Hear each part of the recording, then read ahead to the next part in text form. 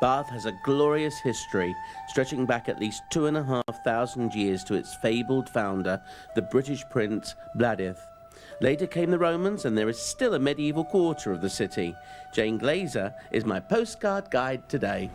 We're walking through Bath now, and this is Jane, my woman in green. You've heard of the woman in red, this one's in green. Where are we actually going through now? Because it looks like a little labyrinth we're in. It is. It's the little that remains of Bath's medieval street pattern.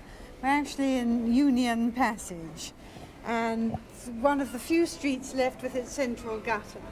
And then, as I see your eye caught, well, I the just suddenly pasty saw shop. this. I just thought Yes. this looks wonderful. Yes, real traditional pasties, which of course are a West Country specialty. People would say they're a Cornish specialty, but we've sneaked them into Bath as well. Somerset. and so medieval, was it a very prosperous city in medieval times? Tremendously, yes. Bath sits at the fringe of the Cotswolds, and it was one of the important woolen towns. In fact, if you think of Chaucer's Canterbury Tales, one of the most colourful characters was the wife of Bath. Yes. And she was a weaver. She wove even finer cloth than the weavers of Ghent and Ypres in the lowlands.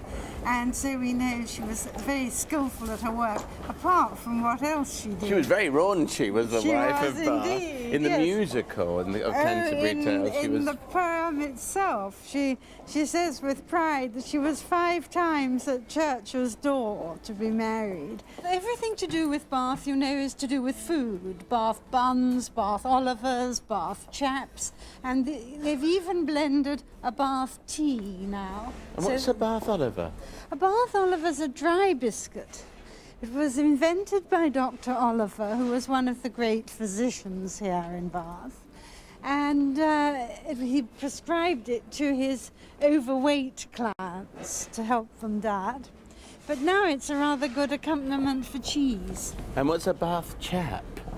That's a nice piece of ham, usually crumbed and rolled, and it's very sweet meat. People enjoy eating it, with a salad accompaniment or with brown bread and butter or whatever. Well, people often say to me, you've got the cheek of a pig. Cheeky Squeezing chap, Jane's, there you yes, are. squeezing those cheeks.